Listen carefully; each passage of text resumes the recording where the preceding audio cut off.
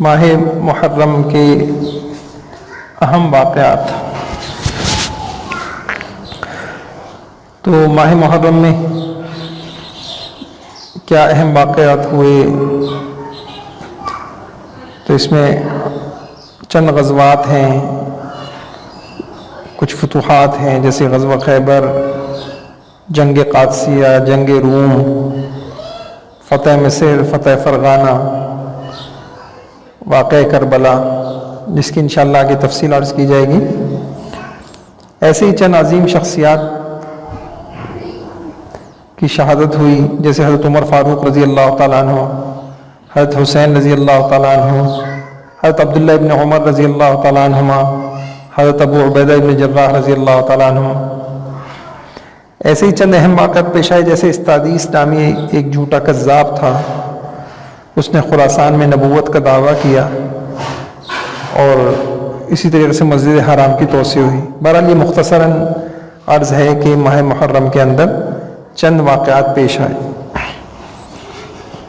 اسی میں جو ایک اہم واقعہ پیش آیا وہ کربلا کا واقعہ تھا۔ اس کا صحیح پس منظر کیا ہے، تو انشاءاللہ اس کو عرض کرتے ہیں۔ حضرت معاویہ رضی اللہ تعالیٰ عنہ نے اپنی حیات میں یزید کی ولی عہد کی بیعت لے لی تھی، اور یہ کوئی بدنیتی پہ محمول نہیں تھی۔ جو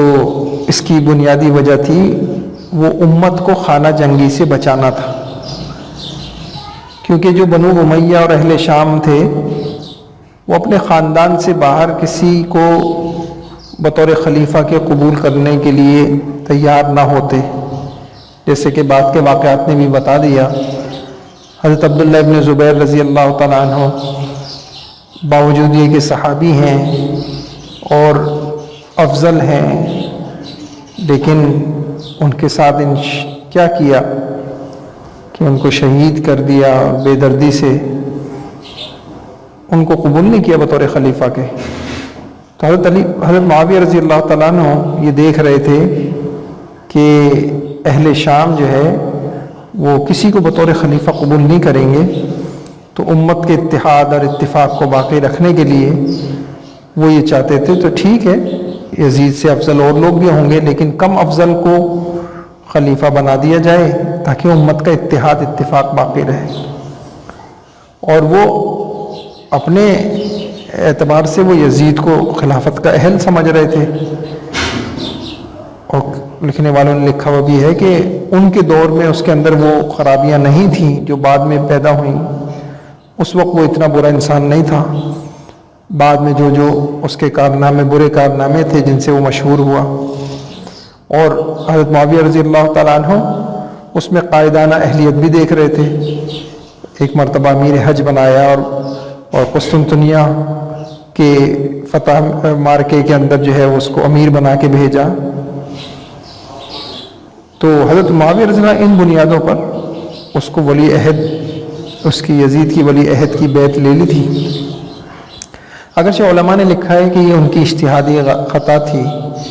بعد کی باتوں نے ثابت کر دیا، بعد کے واقعات نے، کہ یہ اتنے بڑے منصب کا اہل نہیں تھا۔ بہرحال حضرت معاویہ رضی اللہ تعالیٰ نے جو ہے یہ کوشش کی کہ اس کی بیعت ہو جائے، ولی عہد بن جائے یہ، لیکن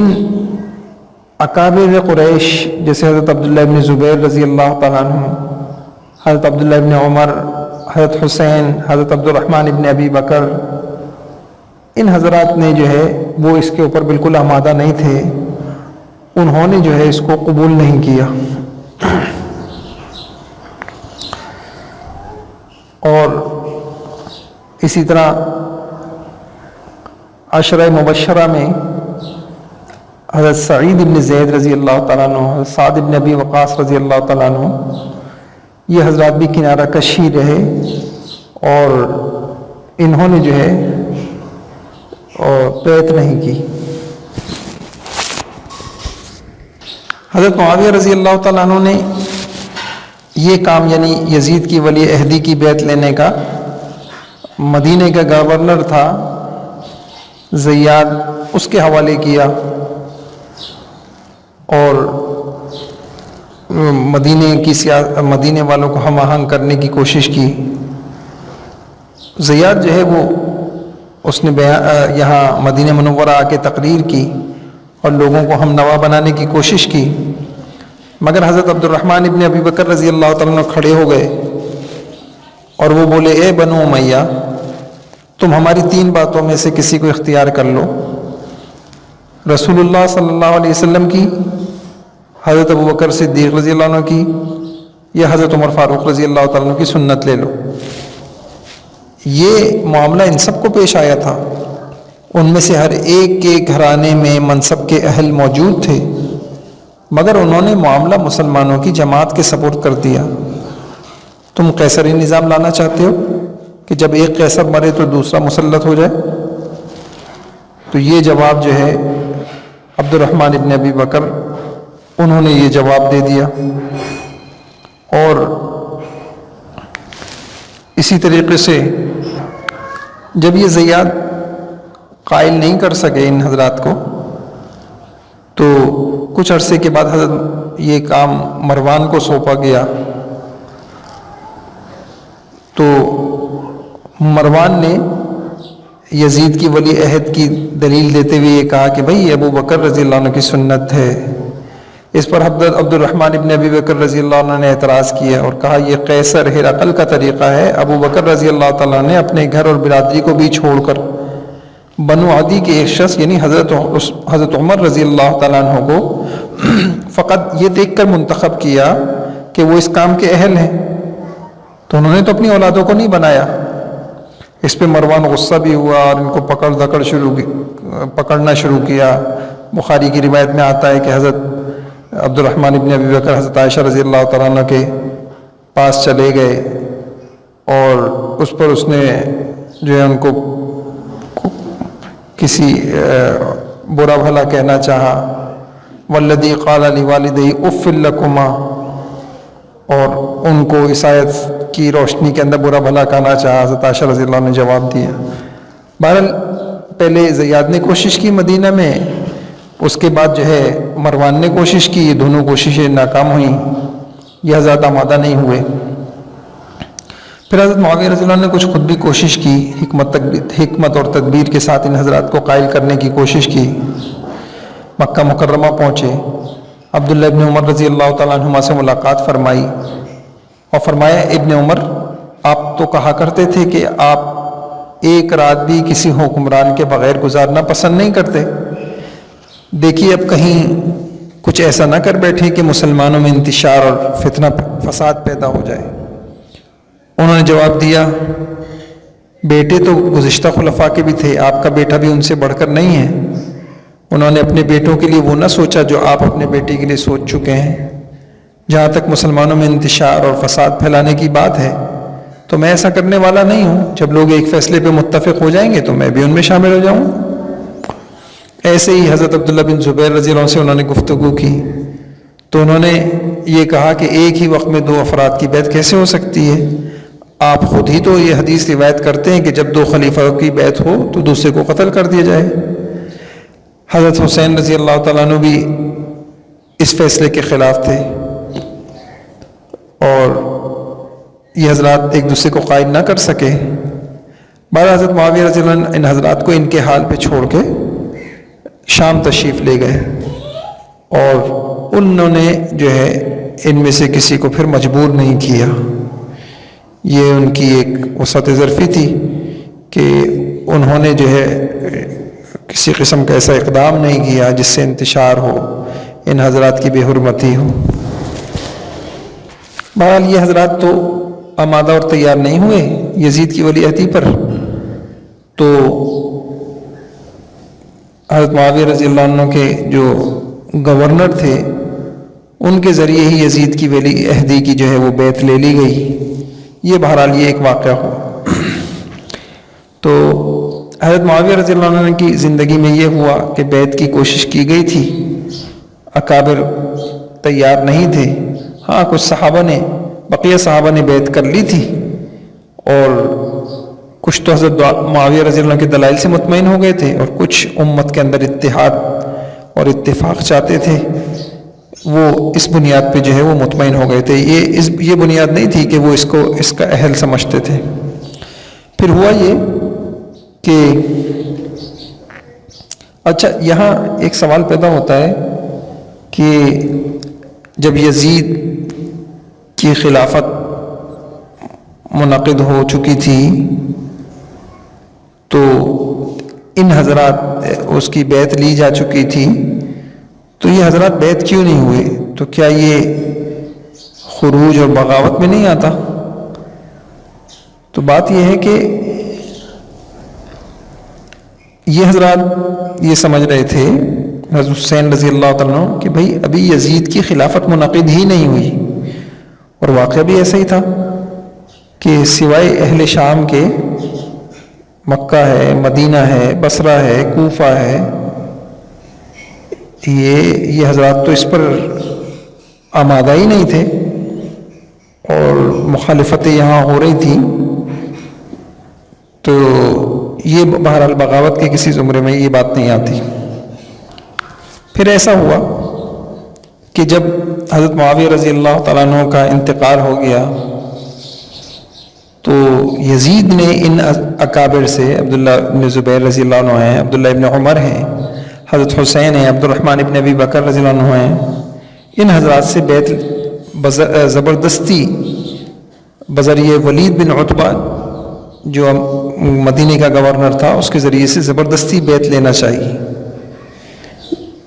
لیکن یہ حضرات بہانے سے بچ نکلے اور مکہ مکرمہ چلے گئے۔ پہلے ابن زبیر رضی اللہ عنہ چلے گئے، اور ایک دو دن کے بعد حضرت حسین رضی اللہ تعالیٰ عنہ بھی چلے گئے۔ اس کا قصہ اس طرح ہوا کہ ولید بن عتبہ جو گورنر تھا مدینہ کا یزید کے حکم پر، اس نے حضرت عبداللہ ابن زبیر رضی اللہ عنہ، حضرت حسین رضی اللہ تعالیٰ عنہ ان کو قصر عمارت میں بلوایا اور بیعت کا مطالبہ کیا۔ اس پر عبداللہ ابن زبیر رضی اللہ تعالیٰ عنہ نے فرمایا بھائی نہ تو یہ بیعت کا وقت ہے، نہ مجھ سا آدمی یوں تنہائی میں بیعت کر سکتا ہے، آپ کل منبر پر بیٹھ کر بیعت لیں۔ ولید بن عتبہ کچھ نرم دل انسان تھا، وہ عبداللہ ابن زبیر رضی اللہ عنہ کی دلیل سے مطمئن ہو گیا، اور حضرت حسین رضی اللہ تعالیٰ عنہ پر بھی پھر اس نے بلانا ضروری نہ سمجھا کہ دونوں کل بیعت کر لیں گے۔ البتہ نگرانی کے لیے اس نے کچھ آدمی ان کے پیچھے لگا دیے۔ یہ حضرات جو تھے وہ اندازہ کر چکے تھے کہ اگر اب ہم بیعت نہ ہوئے تو ہم پہ سختی کی جائے گی، اور بیعت ہونا ان کے ضمیر کے خلاف تھا۔ تو عبداللہ ابن زبیر رضی اللہ عنہ رات کے آخری پہر شہر سے نکل کر ایک غیر معروف راستے سے مکہ روانہ ہو گئے۔ ولید کو صبح ان کی عدم موجودگی کا علم ہوا تو 30 یا 80 سوار ان کے تعاقب میں روانہ کیے، مگر یہ ہاتھ نہ آئے، اور ایک دو دن بعد حضرت حسین رضی اللہ عنہ بھی اپنے خاندان سمیت مدینے کی طرف روانہ ہو گئے، اور روانگی سے قبل الوداعی ملاقات کے لیے جب حضرت عبداللہ ابن عمر رضی اللہ عنہ کے پاس گئے تو وہ منع کرنے لگے مت جائیے۔ حضرت حسین رضی اللہ تعالیٰ عنہ نے دوران گفتگو وہ خطوط کے پلندے بھی دکھائے جو اہل عراق نے انہیں بھیجے تھے۔ ابن عمر رضی اللہ عنہ نے فرمایا کہ بھئی یہ ان لوگوں کے پاس مت جائیے، اور آخر میں گلے لگا کر ان کو خوب روئے اور فرمایا اے شہید تجھے اللہ کے سپرد کرتا ہوں۔ بہرحال یہ حضرات جو ہے مدینہ منورہ سے مکہ مکرمہ چلے گئے۔ ایک وجہ اس کی یہ بھی تھی کہ مدینہ جو ہے مکہ مکرمہ جو ہے بنسبت مدینہ کے شام سے دور تھا، اور مکہ مکرمہ میں ابھی ایام حج بھی شروع ہونے والے تھے، تو بہرحال یہ کچھ پرامن جگہ ان حضرات کو لگی تو یہ حضرات مکہ مکرمہ چلے گئے۔ ولید کو جب پتہ چلا کہ یہ حضرات نکل چکے ہیں مدینہ منورہ سے مکہ جا چکے ہیں، تو ولید نے حضرت حسین اور عبداللہ بن زبیر رضی اللہ عنہ کے نکل جانے کے بعد عبداللہ بن مطیع العدوی اور مصعب بن عبد الرحمن بن عوف کو گرفتار کر کے جیل میں ڈال دیا، جو عبداللہ بن زبیر رضی اللہ عنہ کے بڑے عقیدت مند تھے۔ اس پر اہل مدینہ نے حضرت عبداللہ بن عمر رضی اللہ تعالیٰ عنہ سے فریاد کی کہ بھائی وہ حکام کو اس طرح کی سختیوں سے روکیں۔ حضرت عبداللہ بن عمر رضی اللہ تعالیٰ عنہ بے چین ہو کر ولید بن عتبہ سے ملے اور اس سے کہا کہ بھائی اپنی حکومت کے استحکام کے لیے حق پر استقامت اختیار کرو، ظلم مت کرو، تم نے جنہیں گرفتار کیا ہے وہ بے قصور ہیں، انہیں چھوڑ دو۔ ولید نے بن عتبہ نے معذوری ظاہر کی کہ نہیں جی امیر المومنین یزید کا یہی حکم ہے۔ بہرحال اہل مدینہ نے جب حضرت عبداللہ بن عمر رضی اللہ تعالیٰ عنہ جیسی ہستی کی سفارش کو بھی ناکام ہوتے دیکھا تو اہل مدینہ نے خود قید خانے پہ حملہ کر دیا، اور اس کارروائی میں عبداللہ بن مطیع آزاد ہو گئے اور وہ بھی فرار ہو کے عبداللہ بن زبیر رضی اللہ عنہ سے جا ملے۔ یزید کو جب یہ خبر پتہ چلی کہ مدینے میں اس طریقے سے ہوا ہے، یہ حضرات فرار ہو کے مکہ چلے گئے ہیں، تو اس نے جو ہے یہ ساری ذمہ داری اور ناکامی کی ساری ذمہ داری ولید بن عتبہ پہ ڈال دی اور اسے کمزور سمجھتے ہوئے معزول کر دیا، اور اس کی جگہ عمرو بن سعید الاشتق جو سختی میں مشہور تھا اس کا تقرر کیا۔ وہ رمضان میں مدینے پہنچا اور آتے ہی قسم کھائی کہ میں مکہ میں چڑھائی کروں گا، مگر یہ اس کے لیے فوری طور پہ ممکن نہیں تھا۔ وجہ یہ تھا کہ اگر آگے شوال تھا اور حجاج کے قافلے مکہ کی طرف روانہ ہو جاتے، اور یہ سارے کیسے برداشت کر سکتے تھے کہ حضرت محمد صلی اللہ علیہ وسلم کے نواسے اور صدیق اکبر کے نواسے جیسی عظیم ہستیوں کے خلاف ان کے سامنے کوئی کارروائی ہو۔ بس اس بنا پر یزید کی حکومت کے پاس سوائے انتظار کے کہ وہ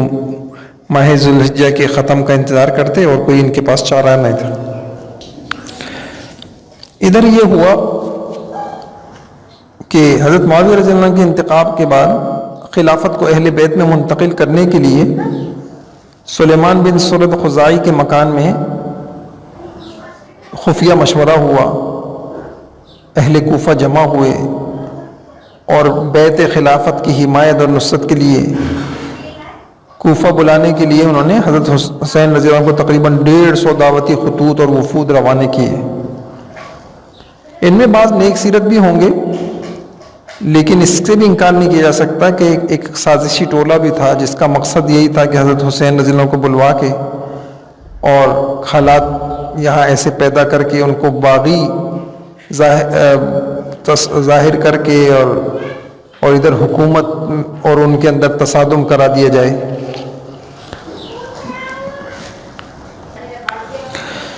جب حضرت حسین رضی اللہ تعالیٰ عنہ کو اس طرح خطوط آنے لگے تو انہوں نے بھی کوفہ جانے سے پہلے مناسب یہ سمجھا کہ حالات کی تحقیق کرائی جائے۔ اس کے لیے انہوں نے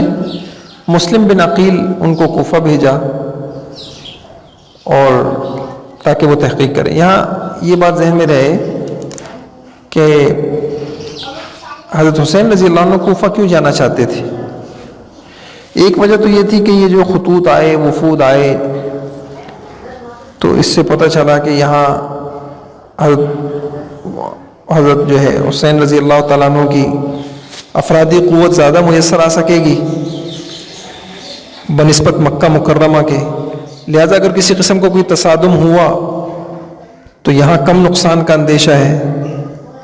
اور دوسرے کہ یہ حضرات جو ہے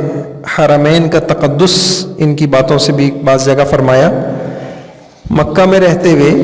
اگر لڑائی ہوتی ہے تو حرمین کا تقدس پامال ہوتا، تو یہ اس سے گریز کر رہے تھے۔ اور یہ بھی کہا جاتا ہے کہ اگر آپ فوراً کوفہ نہ جاتے تو وہاں جو جذباتی قسم کے لوگ تھے تو اندیشہ تھا کہ کچھ خانہ جنگی کی سی کیفیت پیدا نہ ہو جائے۔ اس بنیاد پہ حضرت حسین رضی اللہ تعالیٰ عنہ نے کوفہ جانے کا ارادہ کیا۔ بہرحال حضرت حسین رضی اللہ تعالیٰ نے تحقیق حال کے لیے اپنے چچا زاد بھائی مسلم بن عقیل کو خط دے کر کوفہ کی طرف روانہ کیا۔ وہ وہ مختار کے مکان میں حضرت مسلم کے پاس وہاں جو ہے مختار کے مکان میں حضرت مسلم کے پاس شیعان علی کے گروہوں کی آمد ہوتی اور حضرت حسین رضی اللہ عنہ کی حمایت نصرت جان قربان کرنے کے لیے بڑے عہد و پیما پرزور یقین دہانی کراتے، اور بتایا جاتا ہے کہ حضرت مسلم کے ہاتھ پر 12,000 یا 18,000 کوفیوں نے خفیہ بیعت بھی کر لی۔ بہرحال حضرت مسلم جو تھے وہ حالات کا صحیح تجزیہ نہ کر پائے، اہل کوفہ پر انہوں نے اعتماد کرتے ہوئے حضرت حسین رضی اللہ عنہ کو حالات سے باخبر کیا کہ یہاں سب صحیح ہے اور سب بیعت ہو گئے ہیں آپ کے ہاتھ پر، اور کوفہ آنے کی دعوت دے ڈالی۔ اس خط کو پہنچنے میں تقریباً 3-4 ہفتے لگے، اور ادھر ان 3-4 ہفتوں میں یہاں کوفہ کے حالات بدل گئے۔ ہوا یہ کہ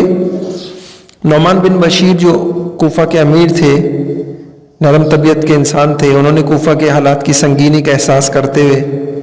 لوگوں کو اختلاف سے باز رکھنے کے لیے جامع مسجد میں تقریر کی، اور حامیان جو بنی امیہ کے حامی لوگ تھے ان میں سے ایک شخص نے امیر کو سختی کا مشورہ بھی دیا، اور یہ بھی کہا اگر آپ سختی نہیں کریں گے تو ہم یزید سے شکایت کریں گے۔ ادھر یہ ہوا کہ جب یزید کو یہ سب حالات پتہ چلے کہ اس طریقے سے مسلم بن عقیل کوفہ میں آئے ہیں اور بیعتیں ہو رہی ہیں، خفیہ بیعت ہو رہی ہے، تو یزید نے جو ہے نعمان بن بشیر کو معزول کر کے عبید اللہ بن زیاد جو بصرہ کا پہلے سے والی تھا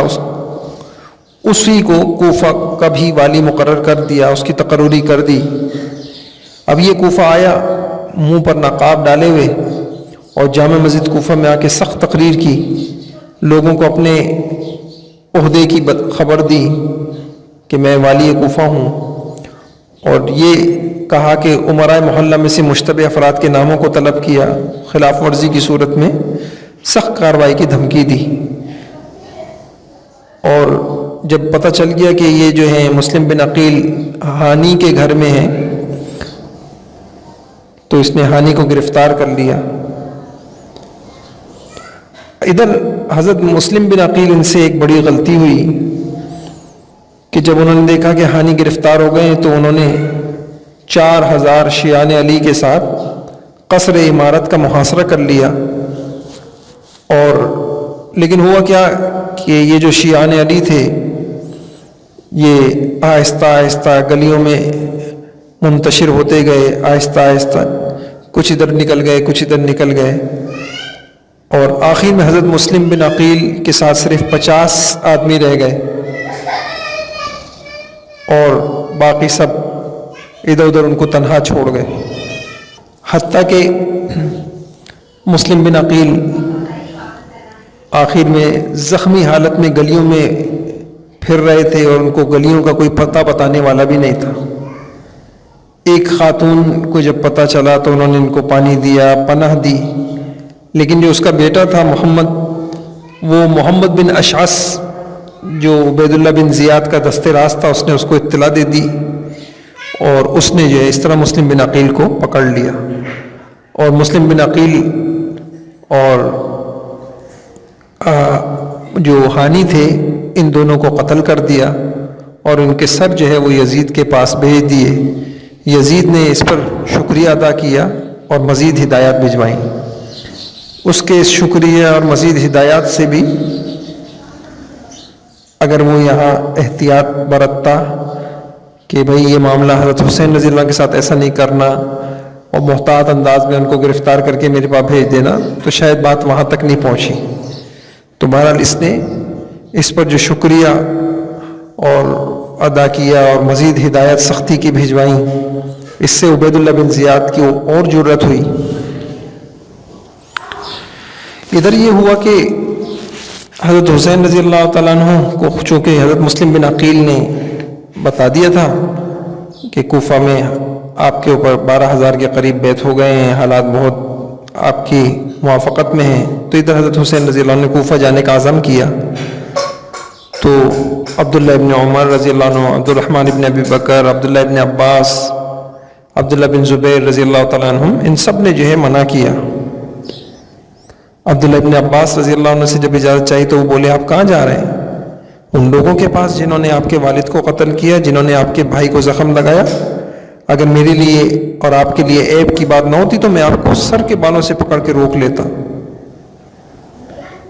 حضرت حسین رضی اللہ عنہ نے وہی جواب دیا جو عبداللہ بن زبیر رضی اللہ عنہ کو دیا تھا کہ مجھے کہیں اور قتل ہو جانا اللہ کے رسول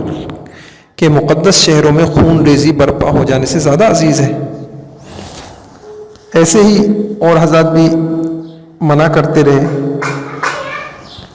عبداللہ بن عمرو بن العاص نے فرمایا کرتے تھے کہ تقدیر کی بات ہے کہ حسین رضی اللہ عنہ نے جلدی کر دی، ورنہ اگر میں ان تک پہنچ جاتا تو ان کو نکلنے نہ دیتا سوائے اس کے کہ وہ مجھے لاچار کر دیں. بہرحال آپ کوفہ روانہ ہوئے. مشہور قول کے مطابق 8 ذی الحجہ سن 60 ہجری، یا راجح قول کے مطابق اس سے پہلے 6 یا 7 ذی الحجہ کو روانہ ہوئے. سفر میں مختلف مقامات پر مختلف لوگ ملے اور ان سب نے ناموافق حالات کا بتایا، شہادت کی خبریں سنائیں. فرزدق جو مشہور شاعر ہے وہ عراق سے جو ہے وہ جا رہے تھے حج کے لیے، وہ ملے اور انہوں نے حضرت حسین رضی اللہ عنہ کو بتایا. تو فرزدق نے حضرت حسین رضی اللہ عنہ سے کہا کہ کوفہ والوں کے دل تو آپ کے ساتھ ہیں اور تلواریں بنو امیہ کے ساتھ ہیں. بہرحال راستے میں بھی لوگوں نے بتایا ناموافق حالات ہیں، اپنوں کی شہادت کی خبریں سنائیں. جیسے سالبیہ میں حضرت مسلم کی شہادت کی خبر ملی، مقام زبالہ میں رضائی بھائی عبداللہ بن بختر کی شہادت کی خبر ملی. تو اس پر حضرت حسین رضی اللہ عنہ کا ارادہ ہو گیا تھا واپسی کا، لیکن حضرت مسلم کے جو رشتہ دار تھے انہوں نے واپس جانے سے انکار کر دیا اور آپ کی طرف، لیکن آپ رضی اللہ عنہ کی طرف سے رفقا کو جو جانا چاہے ان کو عام اجازت دے دی گئی کہ بھئی جو جانا چاہتا ہے چلا جائے، جس میں سے بہت سارے واپس چلے گئے. اچھا، ادھر حضرت حسین رضی اللہ عنہ کی اطلاع پاتے ہی ابن زیاد نے یہ اقدامات کیے کہ عراق جانے والے تمام راستوں کی ناکہ بندی کر دی اور حر بن یزید کو بما 1000 سواروں کے حضرت حسین رضی اللہ عنہ کے تعاقب کے لیے روانہ کیا. حر بن یزید ذی چشم مقام پر حضرت حسین سے اس کی ملاقات ہوئی اور حضرت حسین رضی اللہ تعالیٰ نے ان لوگوں کا اکرام کیا، ان سے مذاکرات ہوئے. حر بن یزید نرم دل انسان تھا، اس نے حضرت حسین رضی اللہ عنہ کو واپسی کی پیشکش کی کہ آپ واپس چلے جائیں، کوفہ نہ جائیں، اور یہ کوفہ میں آپ کے لیے کوئی خیر نہیں ہے. اور یہ بھی آتا ہے کہ حضرت حسین رضی اللہ عنہ نے اب یہ ارادہ کیا کہ یزید کے پاس دمشق جو ہے چلے جاتے ہیں، وہاں اس کے سامنے مذاکرات ہو جائیں، براہ راست اپنے بات رکھی جائے اس کے سامنے. ان کو بنسبت ان کو ادھر عبداللہ بن زیاد سے تو کوئی توقع نہیں تھی، یزید سے انہوں نے کہا براہ راست بات کر لیتے ہیں. ابھی دمشق کے راستے پر 45 منٹ سفر کر کے کربلا پہنچے تھے کہ عبید اللہ بن زیاد نے عمر بن سعد کو 4000 فوج کے ساتھ بھیج دیا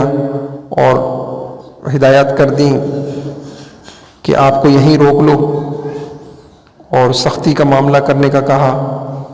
حضرت حسین رضی اللہ تعالیٰ سے کی ایک بار پھر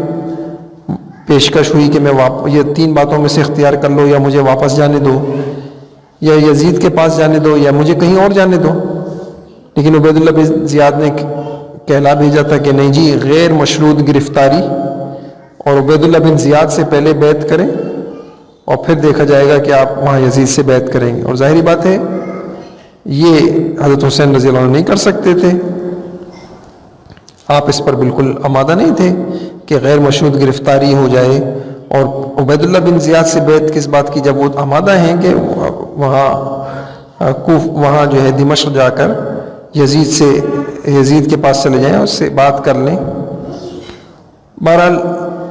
مذاکرات ناکام ہوئے اور فوجیں آمنے سامنے ہوئیں، حضرت حسین رضی اللہ عنہ نے پھر کوشش کی اور کوفیوں کو ان کے خطوط دکھائے تو کوفیوں نے لا علمی کا اظہار کر دیا۔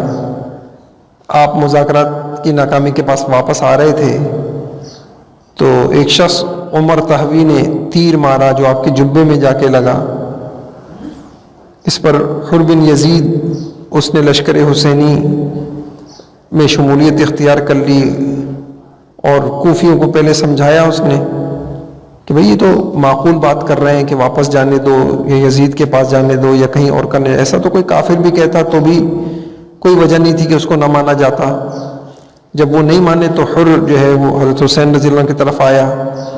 یہ حضرات سمجھے کہ لڑنے کے لیے آیا، اس نے ڈھال کو دوسری طرف رخ کر کے بتا دیا کہ میں صلح کا پیغام دیا، اور پھر حضرت حسین رضی اللہ عنہ کی طرف سے ہی اس نے حملہ کیا اور 2 کو قتل کر کے، جو یزیدی لشکر تھا 2 کو قتل کر کے خود شہید ہو گئے۔ پھر بہرحال جنگ شروع ہو گئی۔ اس میں ایک واقعہ یہ بھی ہوا، حویزہ کا بیٹا ایک شخص تھا بدبخت، اس نے حضرت حسین رضی اللہ عنہ کی توہین کی اور کہنے لگا کہ بھائی تم میں حسین ہے کہاں ہے، کہاں ان کو جہنم کی بشارت دو۔ اس پر حضرت حسین رضی اللہ عنہ نے اسی کو بد دعا دی اور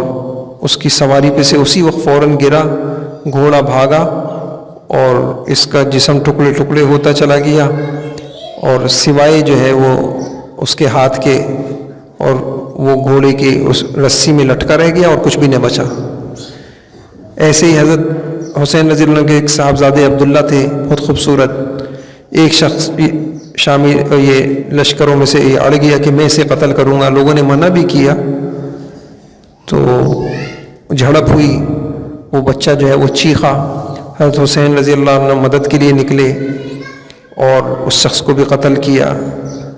اور پھر بعد میں یہ واقعہ پیش آیا، آپ کی گود میں آپ کا ایک بچہ شیر خوار بچہ تھا، اس کے تیر لگا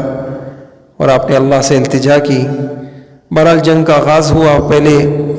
آمنا سامنا ایک آتا لڑنے، دوسرا آتا، اس میں جو ہے حضرت حسین رضی اللہ عنہ کا لشکر کا پلہ بھاری رہا تو کوفیوں نے کہا بھئی یہ تو اتنے بہادر لوگ ہیں، اگر اس طرح سے لڑتے رہے تو یہ تو ہم سب ختم ہو جائیں گے، اکٹھے حملہ کر دو، اور اکٹھے جو ہے پھر حملہ کر دیا گیا اور حضرت حسین رضی اللہ تعالیٰ عنہ شہید کر دیے گئے۔ آپ کے لشکر میں سے حضرت علی رضی اللہ عنہ کے 6 بیٹے عبید اللہ، عباس، عثمان، محمد، ابو بکر، جعفر شہید ہوئے۔ حضرت حسن رضی اللہ عنہ کے 3 بیٹے عبداللہ، ابو بکر، قاسم شہید ہوئے۔ حضرت حسین رضی اللہ عنہ کے 2 بیٹے علی اکبر، عبداللہ شہید ہوئے۔ عبداللہ بن جعفر رضی اللہ عنہ کے 2 بیٹے محمد عون شہید ہوئے۔ مسلم بن عقیل کے بیٹے عبداللہ شہید ہوئے۔ عقیل کے 3 بیٹے عبد الرحمن، جعفر، عبداللہ شہید ہوئے۔ حضرت حسین رضی اللہ عنہ کے حلق میں تیر لگا، زرع بن شریک تیمیمی نے آپ پر حملہ کیا، سنان نے آخری حملہ کر کے سر تن سے جدا کر دیا، خولی بن یزید کے حوالے کیا، حضرت حسین رضی کی لاش کی توہین کی۔ یہ بھی ہوا کہ آپ کو اندازہ ہو گیا تھا کہ یہ لوگ بے حرمتی کریں گے تو آپ نے گھر والوں سے کہا تھا مجھے ایک بے قیمت سستا سا کپڑا دے دو، گھر والوں نے چادر دے دی، آپ نے وہ نیچے باندھ دی، اور بعد میں ایسا ہی ہوا کہ جب آپ کو جو شہید کیا گیا تو آپ کے کپڑے بھی اتار دیے گئے اور نیچے وہ جو بے قیمت چادر تھی وہ رہنے دی، پھر آپ کا سر کاٹ لیا، اور یہ سر جب عبید اللہ بن زیاد کے پاس پہنچا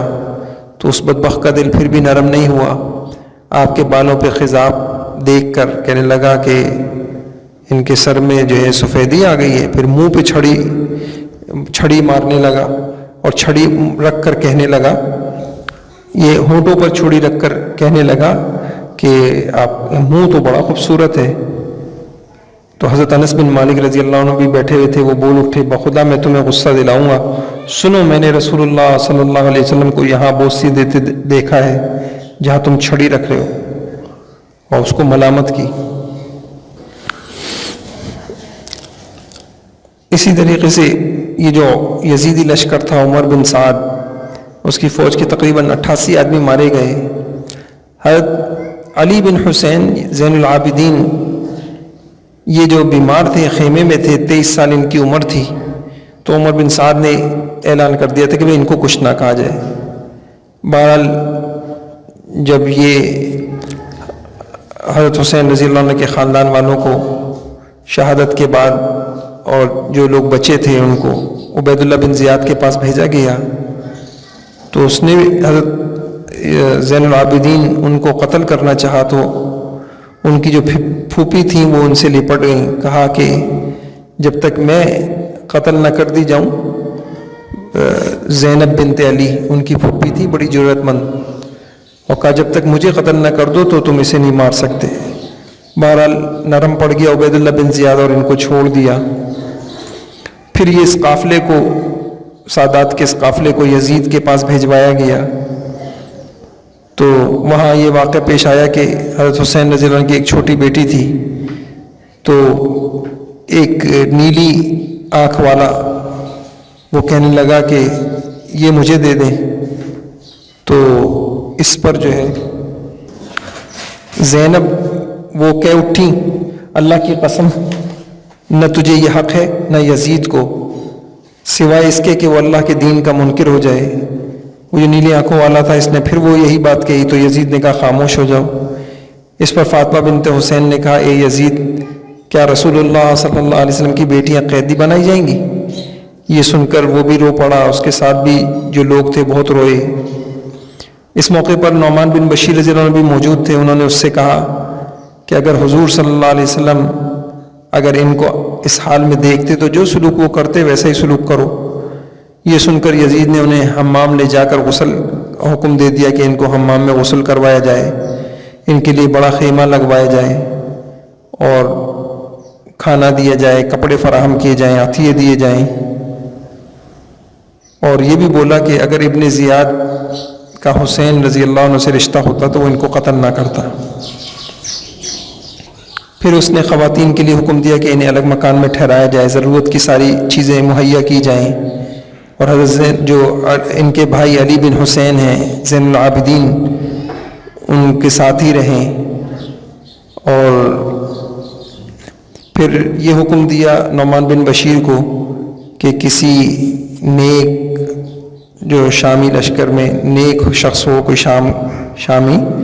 اس کو ان کے ساتھ کر دو اور اس قافلے کو عزت اور احترام کے ساتھ مدینہ منورہ پہنچاؤ۔ تو یوں بھی آتا ہے کہ وہ قافلہ لے جایا گیا اور رات کو سفر کرتا،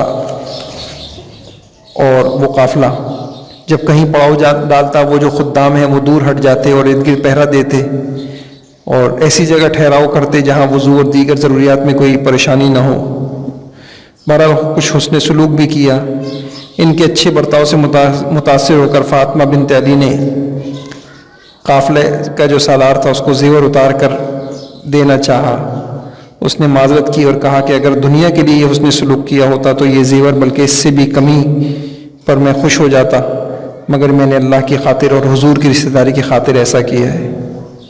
جب یہ قافلہ مدینے پہنچا تو استقبال کرنے والوں میں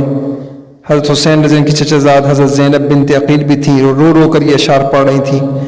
ماذا تقولون ان قال النبی لکم ماذا فعلتم وانتم آخر الامم بعطرتی وبأہلی بعد مفتقدی منہم اسارا وقتلا زرجوا بدمی ما کان هذا جزائی اذا نصحت لکم ان تخلفونی بسوء فی ذوی رحمی۔ فرمایا کہ لوگوں تم کیا جواب دو گے جب پیغمبر تم سے پوچھیں گے تم نے آخری امم ہو کر کیا کہا، کیا کیا، میرے بعد میری اولاد اور گھر والوں کے ساتھ کیا سلوک کیا، کچھ کو قیدی بنایا، کچھ کو قتل کر کے خاک و خون میں لٹا دیا۔ میں نے تمہاری جو رہنمائی کی اس کا بدلہ یہ تو نہ تھا کہ میرے بعد میرے اقارب سے بدسلوکی کرتے۔ یہ سانحہ کربلا تھا۔ تو اب یہ سوال رہ جاتا ہے اس کا ذمہ دار کون تھا؟ تو جہاں یزید اس کا ذمہ دار تھا، عبید اللہ بن زیاد تھا، عمر بن سعد، یہ سب اس حادثے کے ذمہ دار ہیں، وہاں اہل کوفہ بھی کہا جاتا ہے کہ اس کے ذمہ دار ہیں۔ وجہ یہ کہ حضرت ام سلمہ رضی اللہ عنہ کو جب حضرت حسین رضی اللہ عنہ کی شہادت کی خبر ملی تو فرمایا اللہ ان لوگوں کو ہلاک کرے، انہوں نے حضرت حسین کو دھوکہ دیا، ان پر اللہ کی لعنت ہو۔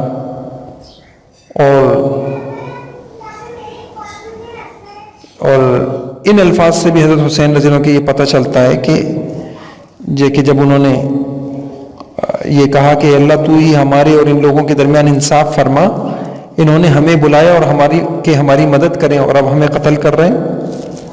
تو اس سے بھی پتہ چلتا ہے کہ یہ کوفہ کے بھی شریر اس میں شامل تھے۔ اور یہ مشہور واقعہ بھی ہے کہ عبداللہ بن عمر رضی اللہ عنہ سے کسی عراقی نے احرام کی حالت میں مچھر مارنے کا مسئلہ پوچھا، تو آپ نے حاضرین کی طرف، یہ بخاری شریف کا واقعہ ہے، رخ کر کے کہا اسے دیکھو تو صحیح، مجھ سے مچھر کے خون کا مسئلہ پوچھ رہا ہے، جبکہ ان لوگوں نے نبی کریم صلی اللہ علیہ وسلم کے فرزند کو قتل کیا، اور میں نے خود سنا حضور صلی اللہ علیہ وسلم سے کہ یہ دونوں حضرت حسن و حسین میرے دو پھول ہیں۔ تو اس سے بھی پتہ چلتا ہے کہ یہ کوفہ والے بھی اس میں شریک تھے۔ اور تاریخی روایات سے کوفہ کی حملہ آور فوج میں یہ شیعان علی کی موجودگی کا ثبوت بھی ملتا ہے۔ عمرو بن حجاج، شمر بن ذوالجوشن، عبداللہ بن زہیر بن سلیم، قیس بن الاشعث، سنان بن انس، خولی بن یزید الاسمعی، یہ ان کا بھی ثبوت ملتا ہے۔ بہرحال یہ سب درجہ بدرجہ اس واقعے کے جو ہے وہ ذمہ دار تھے۔ اب آخر میں یہ سانحہ کربلا سے ہمیں کیا سبق ملتا ہے، جو ہے وہ ذمہ دار تھے۔ اب آخر میں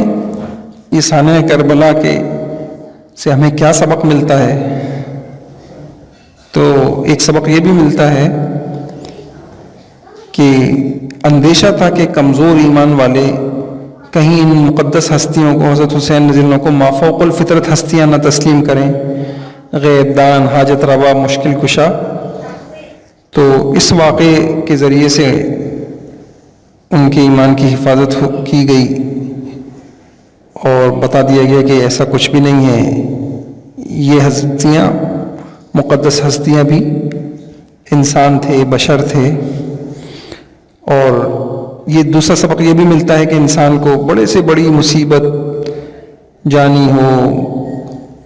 اور اپنے پیارے قتل ہو جائیں،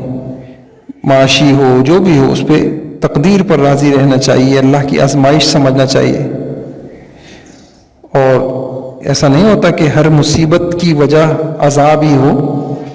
آزمائش رفع درجات کے لیے بھی ہوتی ہے۔ حضرت حسین رضی اللہ عنہ سے زیادہ بڑا انسان کون ہوگا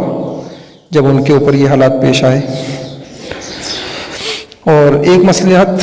ایک حکمت علماء نے یہ بھی لکھی ہے کہ سیاست میں جب انسان آتا ہے تو بڑے سے بڑا انسان، اس سے کچھ نہ کچھ غلطیاں ہو جاتی ہیں، پھر اعتراضات ہوتے ہیں۔ اللہ تعالیٰ ان مقدس ہستیوں کو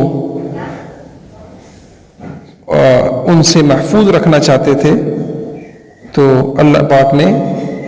اس جو ہے حکومتی اور سرداری، بادشاہی، ان چیزوں سے ان حضرات کو اس میں ملوث نہیں ہونے دیا۔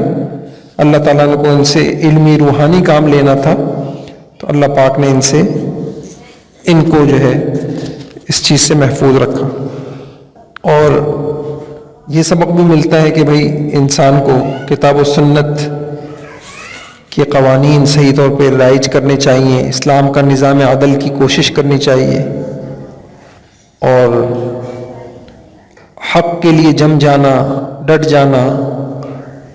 یہ حضرت حسین رضی اللہ تعالیٰ عنہ کی زندگی سے ملتا ہے۔ کسی قسم کی دھمکی، کسی قسم کے خوف، لالچ سے متاثر نہ ہونا، حق کے مقابلے میں زور و زر کی نمائش سے مرعوب نہ ہونا، اور یہ سب چیزیں، یہ بھی اس واقعے سے سبق ملتا ہے۔